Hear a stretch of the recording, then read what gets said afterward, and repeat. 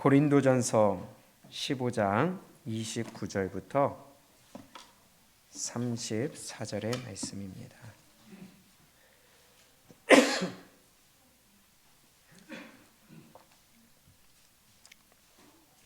고린도전서 15장 29절부터 34절까지 우리 함께 합독합니다. 시작. 만일 죽은 자들이 도무지 다시 살지 못하면 죽은 자들을 위하여 세례받는 자들이 무엇을 하겠느냐? 어찌하여 저희를 위하여 세례를 받느뇨? 또 어찌하여 우리가 때마다 위험을 무릅쓰리요? 형제들아, 내가 그리스도 예수 우리 주 안에서 가진 바 너희에게 대한 나의 자랑을 두고 단언하노니 나는 날마다 죽노라. 내가 범인처럼 에베소에서 맹수로 더불어 싸웠으면 내게 무슨 유익이 있느뇨? 죽은 자가 다시 살지 못할 것이면 내일 죽을 터이니 먹고 마시자 하리라. 속지 말라. 악한 동무들은 선한 행실을 더럽히나니 깨어 의를 행하고 죄를 짓지 말라. 하나님을 알지 못하는 자가 있기로 내가 너희를 부끄럽게 하기 위하여 말하노라. 아멘. 죽어야 삽니다라는 제목으로 우리 잠시만 함께 말씀 나누겠습니다. 죽어야 삽니다. 영화 가운데 그런 제목의 영화가 있었어요. 죽어야 사는 여자. 오래된 영화인데요. 아무리 죽여도 죽질 않아요. 그런데 우리는 우리의 자아가 절대로 살아나서는 안 되겠습니다. 이미 죽었기 때문에 그것은 다시는 부활해서는 안 되겠습니다. 고린도 교회 안에 부활을 믿지 않는 자들이 있었다고 그랬어요. 오늘 15장 12절에 보게 되면 지금 고린도전서 15장을 바울 사도가 이렇게 전하게 된 이유 중에 하나는 지금 고린도 교회 안에 부활을 믿지 아니하는 자들이 있기 때문에 아니다. 부활은 반드시 있다. 그리고 우리의 몸이 반드시 부활한다는 것을 다시 한번 확실히 알려주기 위해서 지금 15장을 써내려가고 있습니다. 12절에 보게 되면 그리스도께서 죽은 자 가운데서 다시 살아나셨다 전파되었거늘 너희 중에서 어떤 이들은 어찌하여 죽은 자 가운데서 부활이 없다 하느냐. 지금 알고 계시다시피 이 고린도 전서 후서는 고린도 교회 성도들에게 보내는 편지입니다. 믿는 자들에게 보내주시는 말씀이에요. 그런데 그들 가운데 부활이 없다. 죽은 자의 부활이 없다. 우리가 죽으면 그냥 끝이다 라고 믿는 자들이 있었다는 겁니다.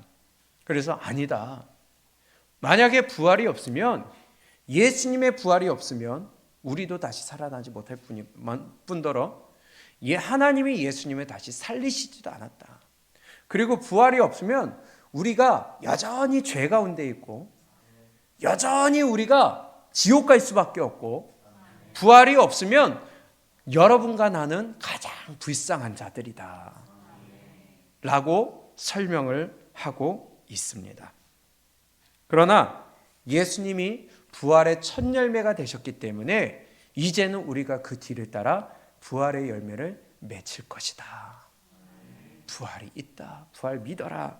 이것을, 부활이 반드시 있다는 것을 바울 사도가 고린도 교회 성도들에게 주시는 말씀입니다. 부활이 없으면 가장 불쌍한 자가 저와 여러분들일 거예요. 이 저녁 피곤하게 왜 여기 있겠어요?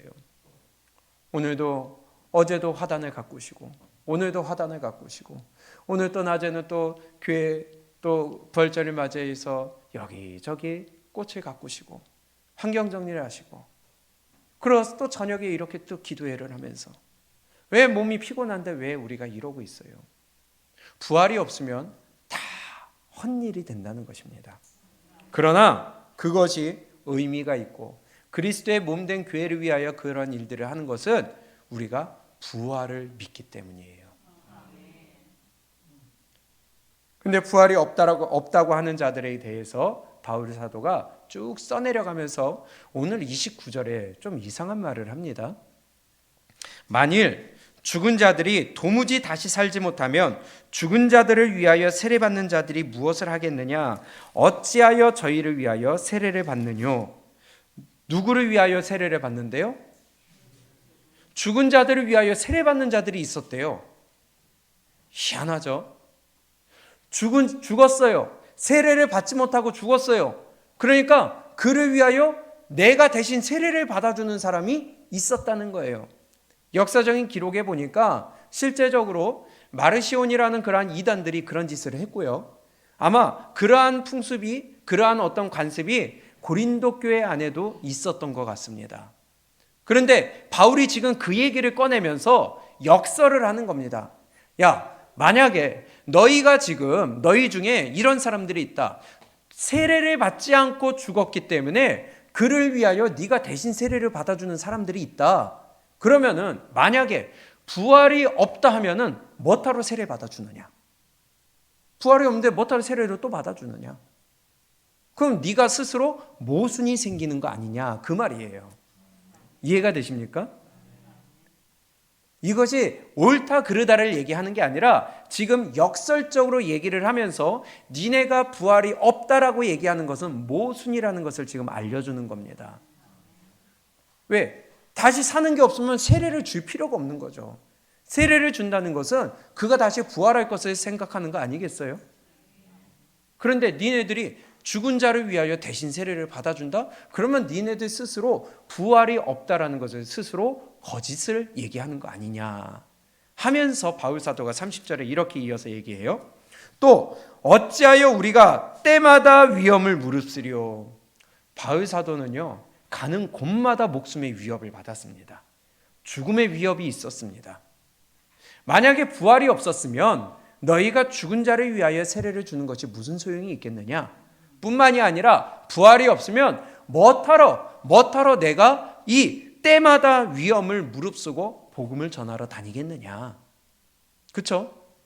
저와 여러분들도 마찬가지로 부활이 없다면 우리가 지금 여기서 이러고 있는 거 쓸모없는 짓이 된다는 겁니다. 부활이 없으면 내가 목숨 걸고 때마다 다니는 것이 무슨 소용이 있겠느냐 하면서 31절에 형제들아 내가 그리스도 예수 우리 주 안에서 가진 바 너희에게 대한 나의 자랑을 두고 단언하노니 나는 날마다 죽노라. 바울 사도는요 늘 죽음의 위협을 갖고 있었어요. 여기서 나는 날마다 죽노라 한 것은 무슨 말이냐? 우리가 단순히 이것만 딱 꺼내가지고 맨날 나는 말씀에 죽는다, 말씀으로 나를 쳐서 죽는다 이게 아니라 31절 32절 연결된 30절 31절 연결된 겁니다. 또 어찌하여 우리가 때마다 위험을 무릅쓰리요 형제들아 내가 그리스도 예수 우리 주 안에서 가진 바 너희에게 대한 나의 자랑을 두고 단언하노니 나는 날마다 죽노라. 나는 날마다 목숨의 위협에 노출되어 있다는 거예요. 그 말이에요. 근데 그걸 한 단계 더 뛰어넘어서 보니까 날마다 목숨에 노출되어 있음에도 불구하고 내가 하나님의 명령이기 때문에 그 명령에 목숨을 걸고 나를 쳐서 복종시켜 가서 전한다는 것입니다. 부활이 없으면 그럴 필요가 없죠. 단순히 열정 때문에? 단순히 감사 때문에? 아니요, 그건 다른 걸로 대신할 수 있어요. 그런데 부활이 있고 없고의 차이는요, 천국과 지옥의 차이라는 거 아니겠어요? 부활이 없으면 내가 굳이 목숨 내놓고 할 필요가 없다는 거예요. 그러나 부활이 있다, 천국과 지옥으로 나뉘어진다, 그러니까 내가 목숨의 위협이 있어도 간다라는 겁니다. 그게 지금 바울이 자기를 설명하며 부활에 대해서 역설하고 있는 거예요. 그러면서 32절에 이렇게 얘기합니다. 내가 범인처럼 에베소에서 맹수로 더불어 싸웠으면 내가 무슨 유익이 있느뇨? 예를 들어서 내가 만약에 맹수들, 사자나 호랑이나 이러한 사람을 죽이는 곰이나 이런 것들과 더불어서 싸우면은 부활이 없다면 차라리 그런 것과 싸우면 내가 무슨 소용이 있겠느냐? 아무 소용이 없다. 목숨만 잃는 것밖에 안 된다. 그러나 죽은 자가 다시 살지 못할 것이면 내일 죽을 터이니 먹고 마시자 하리라. 만약에 부활이 없으면 먹고 마시고 즐기고 지금을 즐기자 할 것이라는 겁니다. 다시 한번 바꿔서 얘기하면요, 예수님을 믿노라, 하나님을 믿노라 하면서도 맨날 육의 것만 바라봐요. 맨날 내 먹고 마시고 놀고 즐기는 것만 신경을 써요. 그러면 부활을 안 믿는다는 거나 똑같은 거예요. 맞습니까? 왜냐? 내세를 생각하지 않으니까, 영혼을 생각하지 않으니까 내 육을 위하여 지금 먹고 마시고 즐기고 시집가고 장가가고 나를 위하여 즐기는 것이지, 영혼을 생각한다면 그렇게 안 하겠다. 부활이 있다는 것을 믿는다면 그렇게 안 할 것이다. 세상을 즐기자, 육체를 즐기자 한다는 겁니다. 요한일서 2장 16절입니까?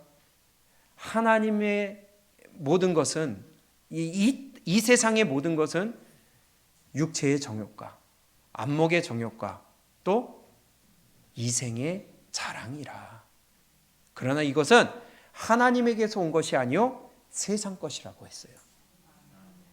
그러면 지금 32절에서 죽은 자가 다시 살지 못할 것이면 내일 죽을 것이니 먹고 마시자 하리라.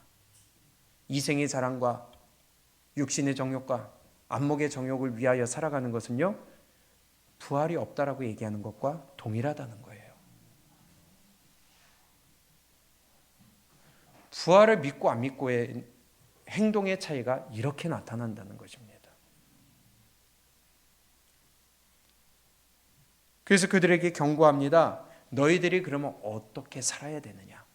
고린도 교회 성도들이요, 예강 교회 성도들이요, 어떻게 살아야 되느냐 하는 것이 바울 사도의 경고가 33절, 34절에 이렇게 얘기합니다. 함께 크게 읽어봅니다. 시작. 속지 말라. 악한 동무들은 선한 행실을 더럽히나니 깨어 의를 행하고 죄를 짓지 말라. 하나님을 알지 못하는 자가 있기로 내가 너희를 부끄럽게 하기 위하여 말하노라. 아멘. 뭐 하지 말아라? 속지 말아라.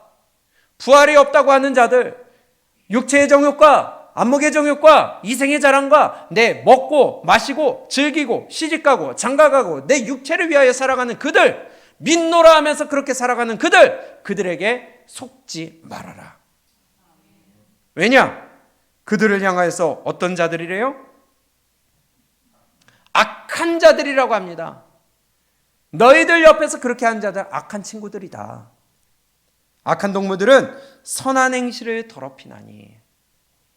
육체를 위하여 따라가는 그들은요, 우리의 선한 양심, 우리의 선한 행실을 더럽히게 만들기 때문에 너는 그들을 조심하라. 그들에게 속지 말아라. 너희들 귀에 살살살 긁어주는 거 그거 따라가지 말아라. 바울 사도가 지금 그렇게 경고하고 있습니다. 그러면서 34절에 깨어 의를 행하고 죄를 짓지 말아라. 항상 깨어 있어야 돼요. 내가 지금 이것이 하나님의 말씀을, 하나님의 마음을 시원케 해드리는 것인가, 기쁘게 해드리는 것인가, 아니면 하나님을 근심하게 하는 것인가, 우리는 분별할 줄 알아야 된다는 겁니다. 깨어 의를 행하고 죄를 짓지 말아라. 그들은 하나님을 안다 모른다? 그들은 하나님을 안다 모른다? 모르는 자들이에요. 교회 안에서 자리는 차지하고 있고 직분은 갖고 있고 하나님을 믿는다고는 하는데 하나님을 모르는 자들이라고 하는 겁니다. 그래서 내가 그들을 부끄럽게 하려고 지금 이것을 말하노라. 하나님 모르는 자들이에요. 직분 갖고 있으면 뭐예요? 목사면 뭐예요? 장로, 권사, 집사면 뭐예요? 하나님을 모르는데, 입술로는 부활을 믿는다고 하는데 행위로는 안 믿어. 늘 육의 것을 먼저 생각해요. 그들은 악한 동무들이다. 그들의 말에 속지 말아라. 가까이 하지 말라는 거죠. 듣지 말라는 거죠. 그들을 부끄럽게 하려고 경고한다는 겁니다. 부활을 믿지 않는 자들은요, 먹고 마시자 한다는 거예요. 육신의 정욕과 안목의 정욕과 이생의 자랑을 위하여 살아간다는 거예요. 나를 위하여 선한 행실을 더럽히는 악한 동무들이라는 거예요. 그들은 죄를 짓는 자들이고요, 뿐만이 아니라 하나님을 알지 못하는 자들이라는 것입니다.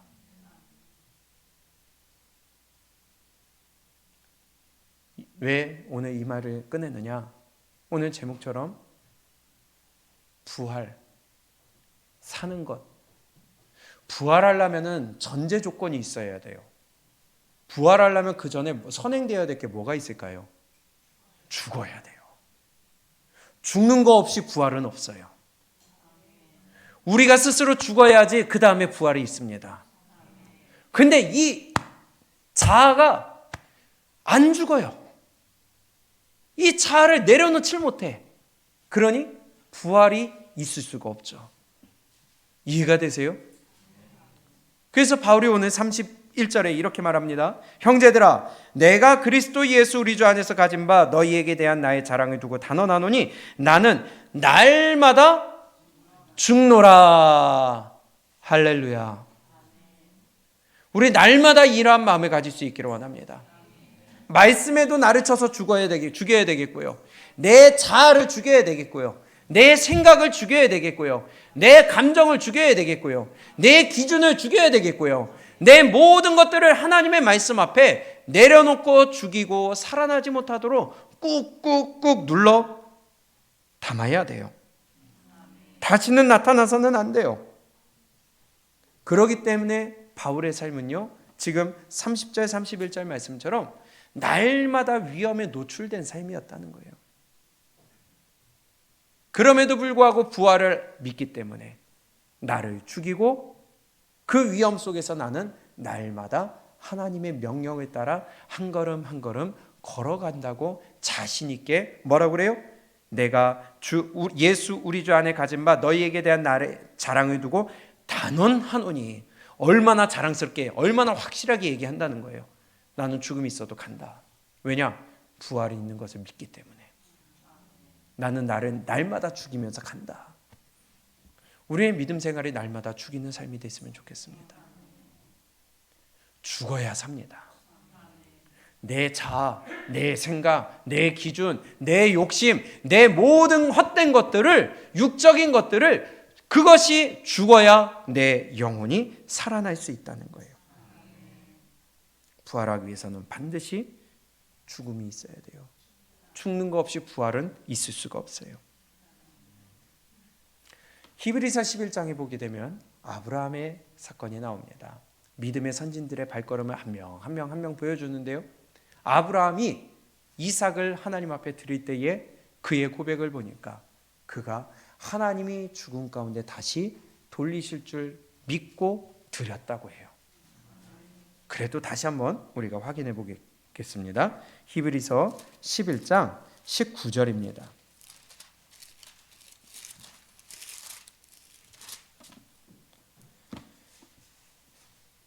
히브리서 11장 19절 함께 읽습니다. 시작. 저가 하나님이 능히 죽은 자 가운데서 다시 살리실 줄로 생각한지라 비유컨대 죽은 자 가운데서 도로 받은 것이니라. 아멘. 아브라함이 이삭을 하나님 앞에 드렸어요. 하나님이 죽은 자 가운데서 다시 살리실 줄 믿고서 알고서 드렸어요. 그렇기 때문에 하나님의 입장에서는 그가 죽은 자 가운데서 도로 받은 것이라고 인정해 주셨다는 거예요. 그러면 우리도 이렇게 하면 되는 거예요. 내가 하나님 앞에 드리니까 하나님은 나한테 그걸 다시 내 귀중한 것을 돌려줄 줄 믿고 우리는 하나님 앞에 드린다는 것을 믿음으로 하기만 하면 된다 하고서 안 해도 될까요? 바꿔 얘기하면요, 지금 19절에 저가 하나님이 능히 죽은 자 가운데서 다시 살리실 줄로 생각한지라, 이건 누가 생각한 거예요? 그렇죠? 근데 영어 성경에 보니까요, 킹제임스 버전에 보니까 이렇게 다시 살리실 줄로 생각한지라 한 것을 가리켜서 뭐라고 기록이 되어 있냐면 영어로 conclude, 결정했다. 내 스스로 결론을 내린 거예요. 무슨 의미일까요? 하나님이 내가 내 아들을 드리는 것을 죽음으로 드리면은 하나님이 이 아들을 다시 살리실 걸로 나는 결론을 내렸어요. 무슨 의미예요?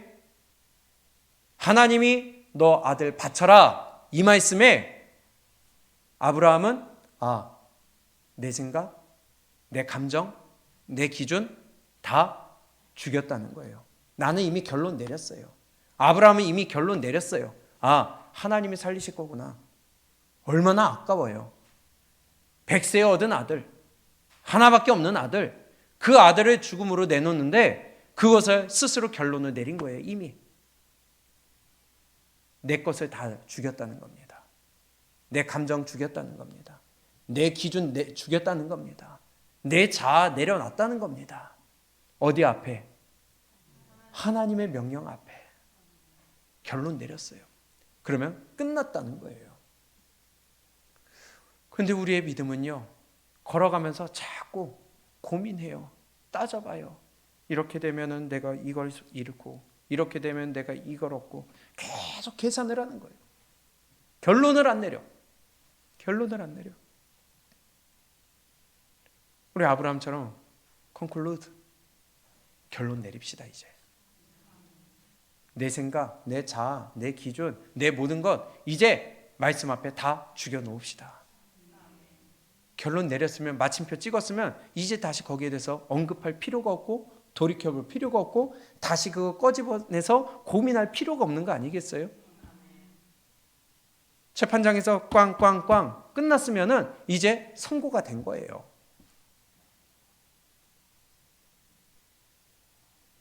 부활을 믿는다면 우리 말씀 앞에 다른 것이 앞서지 않기를 원합니다. 내 염려, 내 생각, 내 계산, 내 감정, 내 마음, 내 기준, 이거 다 하나님의 말씀보다 앞서지 않기로 결심하고 결론을 내리시기를 주님의 이름으로 축복합니다. 그것이 바로 아브라함의 믿음이었어요. 부활을 진짜 믿는다면요, 말씀 앞에 다른 것이 앞서면 안 된다는 거예요. 부활의 신앙을 가졌다면요, 말씀보다 그 어떤 것이 앞서면 안 된다는 거예요. 저와 여러분들은요, 성경적으로 보면은 이미 사망 신고된 자들입니다. 무슨 말이냐? 갈라디아서 2장 20절을 우리가 많이 외웠던 말씀이잖아요. 왜 갑자기 시작할 때 생각이 안 나요? 내가 그리스도와 함께 십자가에 못 박혀 죽었다고 그랬습니다. 내가 그리스도와 함께 십자가에 못 박혀 죽었나니 이제는 내가 산 것이 아니요 내 안에 그리스도께서 사신 것이라. 내가 사는 게 아니에요. 내 안에는 그리스도가 사는 거예요. 나는 십자가에 같이 못 박혀 죽었어요. 이미 사망 선고 받았고 이미 사망 신고했어요. 근데 왜 자꾸 내가 살아날까요? 내 안에 그리스도께서 사는 것이라고 그랬는데 왜 자꾸 내 안에 그리스도가 사는 게 아니라 내가 살아나요? 이미 사망 신고됐는데. 장례를 다 치렀어요. 화장까지 다 끝났어요. 그런데 가만 보니까 바뀌었네? 그럼 큰일 나는 거 아니에요? 분명히 못 박혀 죽었다고 그랬어요. 갈라디아서 2장 10절 내가 그리스도와 함께 십자가에 못 박혔나니 그런즉 이제는 내가 산 것이 아니요 오직 내 안에 그리스도께서 사신 것이라. 이제 내가 육체 가운데 사는 것은 나를 사랑하사 나를 위하여 십자가에 달려 죽으신 예수 그리스도를 믿는 믿음 안에서 사는 것이라. 이미 사망 신고됐어요. 함께 못 박혀 죽었다고 그랬어요. 근데 왜 자꾸 내 자아, 내 옛것, 내 욕심, 내 생각, 내 기준이 자꾸 튀어나올까요? 죽었는데 안 죽었다는 거죠. 입술로만 죽었다는 거죠. 부활을 안 믿는다는 거죠.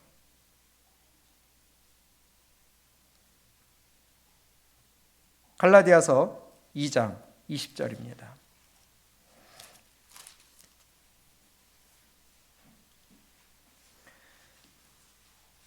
함께 읽습니다. 시작. 내가 그리스도와 함께 십자가에 못 박혔나니 그런즉 이제는 내가 산 것이 아니요 오직 내 안에 그리스도께서 사신 것이라. 이제 내가 육체 가운데 사는 것은 나를 사랑하사 나를 위하여 자기 몸을 버리신 하나님의 아들을 믿는 믿음 안에서 사는 것이라. 아멘.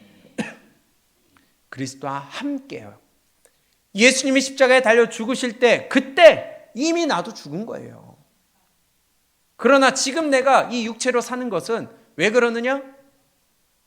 그분을 믿는 믿음으로 사는 거다. 바꿔 얘기하면 내 안에 사는 그리스도가 나타나기 위해서 사는 것이다. 내 안에 사는 이 예수 그리스도니 나의 죽음도 유익함이라. 나의 힘, 나의 검, 내 생명, 또 내 기쁨 다 소용없는데 죽음도 유익하다고 그랬는데 그것을 오히려 보물로 알고 예수 그리스도가 나타난 게 아니라 내 생각, 내 기준, 내 자아가 자꾸만 나타나서 그럼 십자가에 박힌 건 그때 누구였을까요? 그리스도와 함께 십자가에 못 박힌 건 도대체 누구였을까요? 내가 여기 있는데 이 몸뚱아리의 주인이 내가 됐는데 분명히 예수님을 나의 구주로 고백할 때 같이 십자가에 못 박혀 죽었다고 하는데 도대체 그 못 박힌 건 도대체 누구예요? 우리의 자아가 죽어야 삽니다. 내 생각이 죽어야 영혼이 삽니다.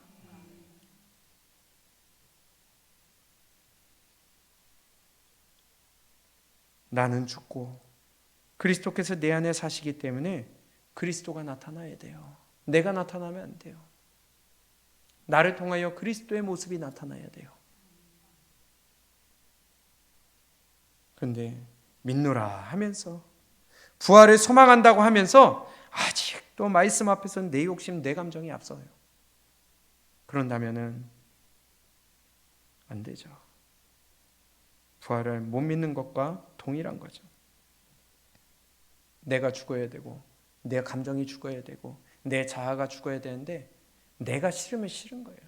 내 감정이 상하면은 하나님의 말씀이 뭐고 없는 거예요. 그러니 어찌 십자가에 못 박혀 죽었다고 할 수 있겠어요? 예수님은 좀 만나자고 부르시는데 내가 싫으면 싫은 거예요. 안 가는 거예요. 예수님 바람 맞히는 거예요. 말씀 앞에 내 뜻을 굽히질 않아요. 내 마음을 굽히질 않아요. 내 기준을 꺾질 않아요. 말씀 앞에 내가 좀 편하고 싶은 그것을 굽히질 않습니다. 그런데 어떻게 부활을 믿는다고 할 수가 있겠어요? 내가 안 죽었는데. 부활은 죽어야 부활이 있는데 내가 안 죽었는데 어떻게 다시 부활을 하겠어요? 우리의 자아 다 죽입시다. 십자가에 못 박아 죽입시다.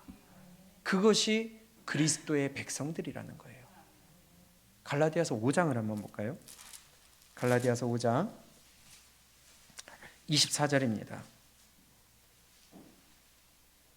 그리스도 예수의 사람들이 어떤 사람들이냐? 함께 읽습니다. 시작. 그리스도 예수의 사람들은 육체와 함께 그 정과 욕심을 십자가에 못 박았느니라. 아멘. 세상 사람들 아니죠? 어떤 사람들이요? 그리스도 예수의 사람들, 그의 백성들, 예수님을 믿는다고 하는 자들은 육체와 또 정과 욕심을 어디에? 십자가에 못 박았어요. 정이 뭐예요? 정욕입니다. 정욕. 개역개정에 보니까 정과 욕심을, 정욕과 탐심을 십자가에 못 박았다고 기록되어 있어요. 정욕이에요. 욕심이에요. 누구를 위한 거? 나를 위한 거. 내 육체뿐만이 아니라 내 정욕도 내 탐심도 다 이미 그때 십자가에 못 박았대요. 누가요? 어떤 사람들이? 예수의 사람들이. 여러분들 예수의 사람들 맞으세요? 그리스도의 사람 맞으세요? 이것이 바로 그리스도인 아니에요? 진정한 그리스도인은요, 진정한 하나님의 백성들은요, 내 육체뿐만이 아니라 내 정과 욕심, 탐심, 정욕이 다 십자가에 못 박혀서 죽었어야 되는 겁니다. 그러니 내 것이 나타나는 게 아니라 그리스도가 나타나는 수밖에 없는 것이죠.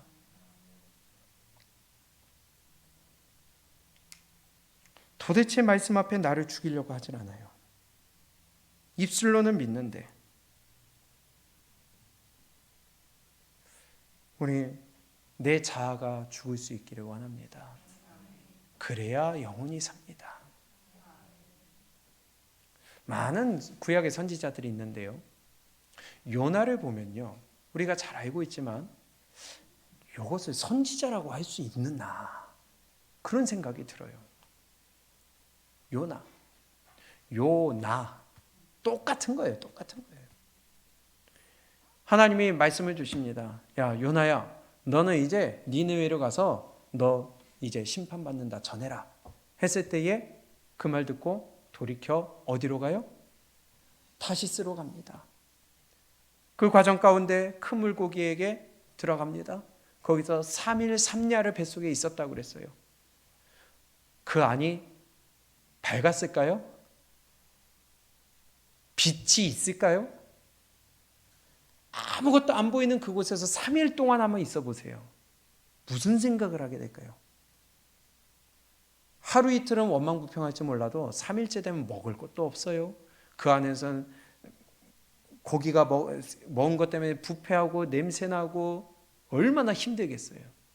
그런데 적어도 이틀 3일 되면은 나 자신을 돌아볼 시간은 충분히 되지 않겠어요? 그런 요나를 육지에다 뱉었다고 그랬어요. 그 요나가 다시 이제 니느웨에 뱉었으니까 가가지고 전합니다. 근데 성경에 이렇게 기록되어 있어요. 니느웨는 큰 성이라 3일 길을 가야 된다고 되어 있어요. 성 하나를 지나면서 말씀을 전해야 되는데 3일 길을 가야 되는 정도의 큰 성이에요. 그런데 요나가 가면서 전합니다. 회개하라, 하나님의 심판이 임한다. 얼마 동안 전했어요? 하루.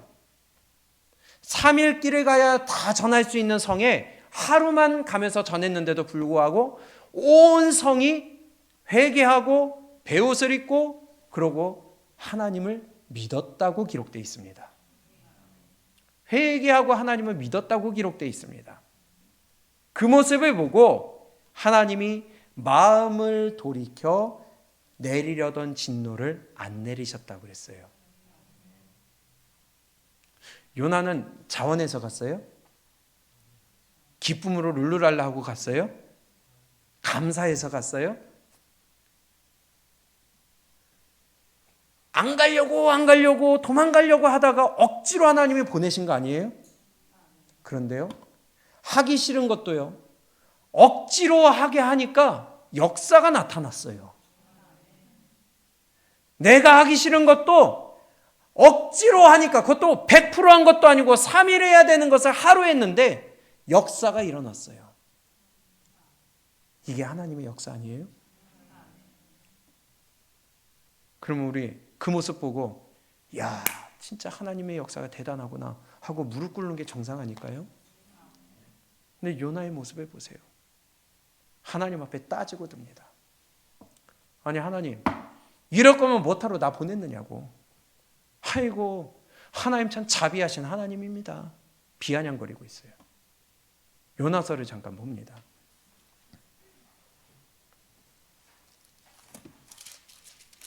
요나서 3장 10절.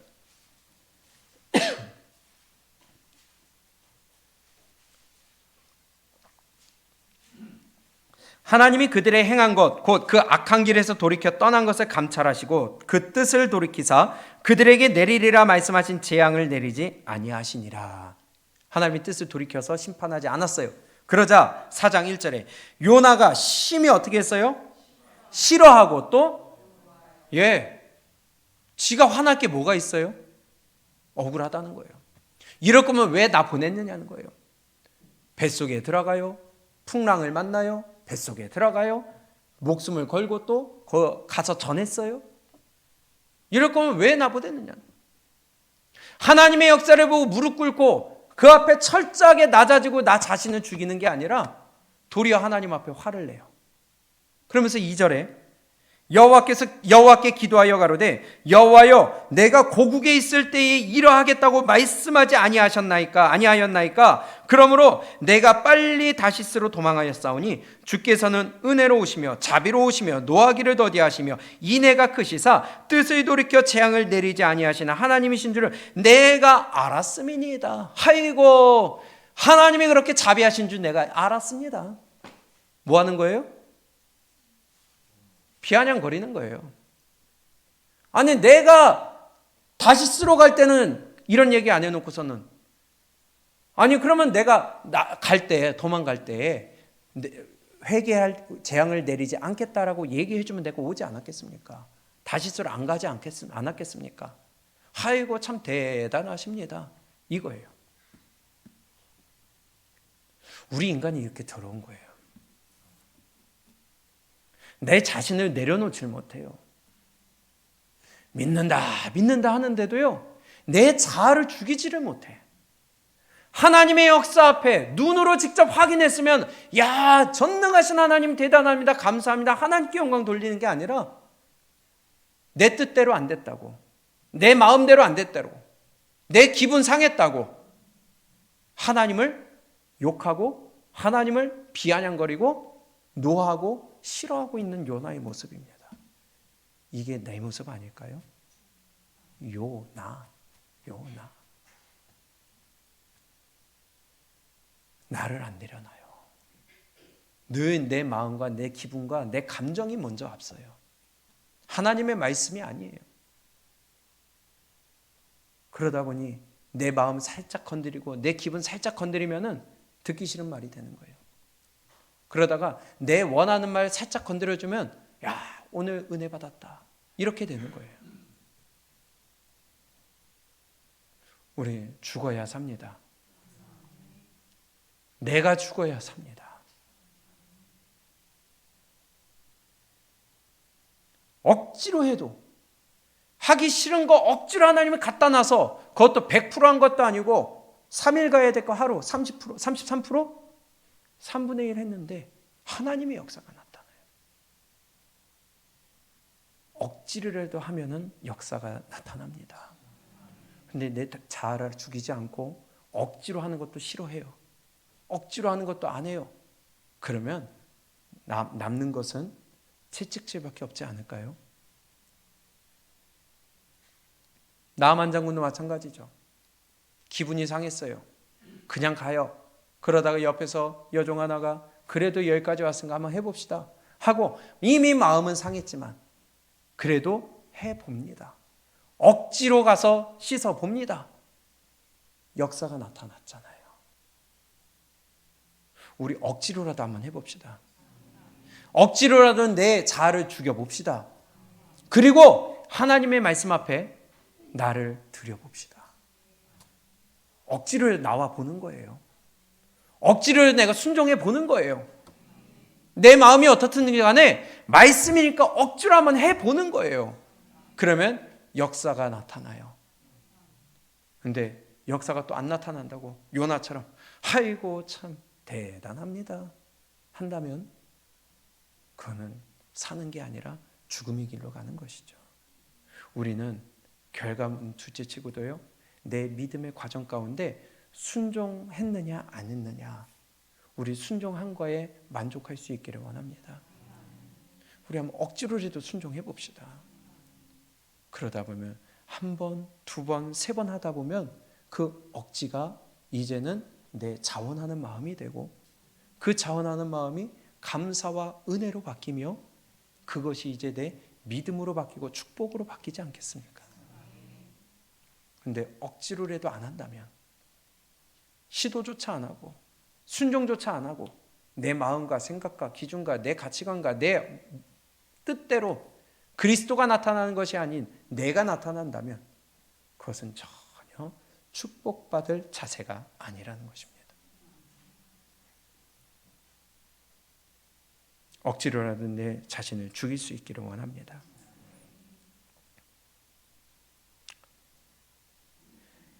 예수님이 십자가를 지고 가십니다. 자꾸 쓰러져요. 넘어져요. 힘이 없어요. 아파요. 옆에서 로마 군인은 계속 채찍질을 해요. 일어나라고 그래요.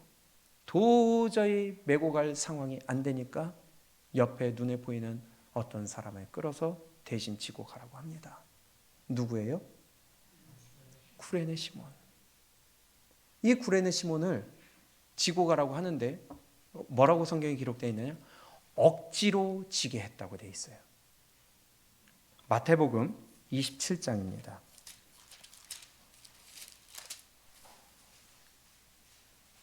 32절.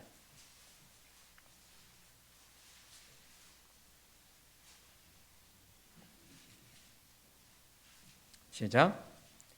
나가다가 시몬이란 구레네 사람을 만나매 그를 억지로 같이 가게 하여 예수의 십자가를 지웠더라. 아멘.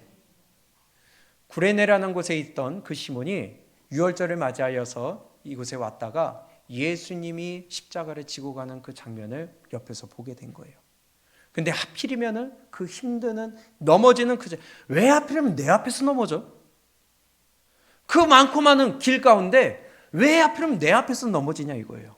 그렇게 생각할 수 있지 않겠어요? 근데 왜 하필이면 또 나를 갖다가 그걸 대신 지라고 그래요? 우리 신앙생활하면 이런 일 있지 않을까요? 왜 다른 사람 아니고 왜 하필이면 나한테 그걸 하라고 그래? 왜 많고 많은 사람 중에 왜 하필이면 나한테 그걸 맡겨? 우리 그런 마음 가질 수 있지 않겠어요? 근데 억지로라도 하게 되면 하나님의 축복이 예비되어 있다는 겁니다. 왜 하필이면 내 앞에서 넘어지냐 이거예요. 사람들이 쭉 서가지고 예수님이 십자가 지고 가는 거 보고 있는데, 구경하고 있는데 왜 하필이면 내 앞에서 넘어져? 그것도 억지로 지게 했대요. 그런데 이 구레네 시몬을 마가복음에서는 이렇게 표현하고 있습니다. 알렉산더와 구포의 아비라고 되어 있어요. 마가복음 15장입니다. 마가복음 15장 21절 시작. 마침 알렉산더와 루포의 아비인 구레네 사람 시몬이 시골로서 와서 지나가는데 저희가 그를 억지로 같이 가게 하여 예수의 십자가를 지우고. 아멘. 여기서는 누구의 아비래요? 알렉산더와 루포의 아비인 구레네 사람 시몬. 이걸 보니까요, 나중에 기록된 거잖아요. 모든 사건 후에 기록된 거잖아요. 알렉산더 루포는 아마도 초대교회에서 유명한 믿음의 사람이었던 것 같습니다. 그러니까 알렉산더와 루포의 아비 구레네 시몬 하면은 사람들이 알렉산더 루포 아는 거예요. 그래서 구레네 시몬을 표현하는데 알렉산더와 루포의 아비 구레네 사람 시몬이라고 기록됐어요. 근데 그가 그 당시에는 예수님을 믿지 않았지만 어쩌다 그 자리에 있어서 억지로 십자가를 지고 갔지만 후에 그의 두 아들 알렉산더와 루포는 교회에서 큰 역할을 감당한 축복의 사람이었던 겁니다. 구레네가 그 자리에서 억지로 십자가를 졌지만 그 사건으로 인하여 예수님을 만나게 되고 그가 예수님을 믿게 되고 그로 인하여 그 자녀들은 하나님 초대교회에서 유명한 믿음의 사람이 된 거예요. 그리고 바울이 로마서를 마치면서 이 자에게 문안한다, 이 자에게 문안한다, 문안한다 하면서 이렇게 기록합니다. 루포의 어미. 그 루포가 지금 요 알렉산더 루포의 루포로 볼 수 있습니다. 그러면 아버지가 십자가를 억지로 짐으로 말미암아 그의 가정 가운데 믿음이 시작됐다는 거예요. 억지로 지게 했는데 그것이 위대한 믿음의 사람 가문이 되었고요. 바울 사도는요, 루포의 어미가 곧 나의 어머니라고 그랬어요. 로마서 16장입니다.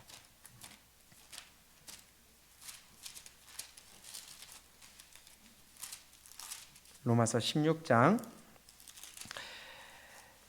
13절 시작. 주 안에서 택하심을 입은 루포와 그 어머니에게 문안하라. 그 어머니는 곧 내 어머니니라. 아멘. 그러면 이 루포의 어머니, 구레네 시몬의 아내죠. 그가 바울 사도를 얼마나 극진히 사랑하고 아꼈는지 어머니라고 그랬어요. 그럼 굉장한 믿음의 가문이 됐다는 거 아니겠어요? 구레네 시몬 한 사람이 억지로 예수님의 십자가를 지고 감으로 말미암아 그것이 계기가 되어 예수님이 그 가정 가운데 들어오시고 그 아들들은 믿음의 사람들이 되어 초대교회의 귀한 초석이 되었고 그의 어머니는 바울 사도의 어머니라고 불릴 정도로 위대한 믿음의 어머니가 되었다는 것입니다. 억지로 한 것 때문에. 우리 억지로라도 한번 해봅시다. 억지로 일단 한다는 것은 일단 내 기준을 접어뒀다는 얘기 아니겠어요? 내 기준 안 접어두면 하지도 않았죠. 하나님의 말씀이라면요, 우리 한번 내 것을 접어두고 억지로라도 한번 해봤으면 좋겠습니다. 억지로 나와서 앉아 보는 거예요. 억지로 기도해 보는 거예요. 억지로 기도의 시간 채워 보는 거예요, 한번. 그러면 그것이 훈련이 되고 익숙해지고 내 영혼을 살리는 기초가 될 수 있지 않겠어요? 근데 억지로라도 안 해. 내 자아를 누르지 않아. 내 욕심을 누르지 않아. 아유, 오늘 가기 싫은데, 싫은데 하다 보면 축복과는 멀어지게 되는 것이죠. 억지로 전도해 봅시다. 억지로라도 그리스도의 몸 내 교회를 위하여 한번 힘써 봅시다. 그것이 바로 나를 죽이는 거예요. 순종의 첫발 뛰는 거예요. 근데 부활을 믿지 않는 자들은요, 억지로라도 안 해. 내 육신을 위하여, 내 만족을 위하여, 내 육신의 정욕과 안목의 정욕과 이생의 자랑을 위하여 안 하는 거예요. 억지로 발을 안 띄는 거예요. 억지로 해도 순종해보지 않는 거예요. 억지로 십자가를 맸던 시몬, 그가 위대한 믿음의 가문이 됐던 것처럼 우리도 억지로라도 일단 한번 발을 띄워보면 하나님이 그 후에 길을 열어주실 줄로 믿습니다. 억지로 내 생각을 죽입시다. 억지로라도 내 감정 내려놓읍시다. 억지로라도 내 자아를 죽입시다. 이것이 지금 이번 한 주간 동안에 우리가 봤던 말씀대로 그리스도의 제자가 되기 위하여는 먼저 나를 부인하고 자기 십자가를 져야 돼요. 억지로라도 해야 돼요. 나를 부인하지 않으면요, 아무것도 할 수가 없습니다. 내가 죽어야 내 영혼이 삽니다. 나를 부정하고 나를 부인해야 내 영혼이 살 수 있습니다.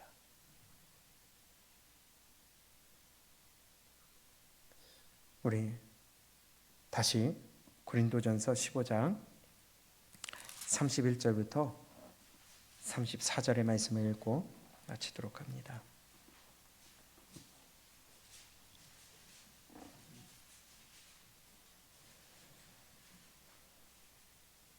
시작. 형제들아, 내가 그리스도 예수 우리 주 안에서 가진 바 너희에게 대한 나의 자랑을 두고 단언하노니 나는 날마다 죽노라. 내가 범인처럼 에베소에서 맹수로 더불어 싸웠으면 내게 무슨 유익이 있느뇨? 죽은 자가 다시 살지 못할 것이면 내일 죽을 터이니 먹고 마시자 하리라. 속지 말라. 악한 동무들은 선한 행실을 더럽히나니 깨어 의를 행하고 죄를 짓지 말라. 하나님을 알지 못하는 자가 있기로 내가 너희를 부끄럽게 하기 위하여 말하노라. 아멘. 속지 마시기 바랍니다.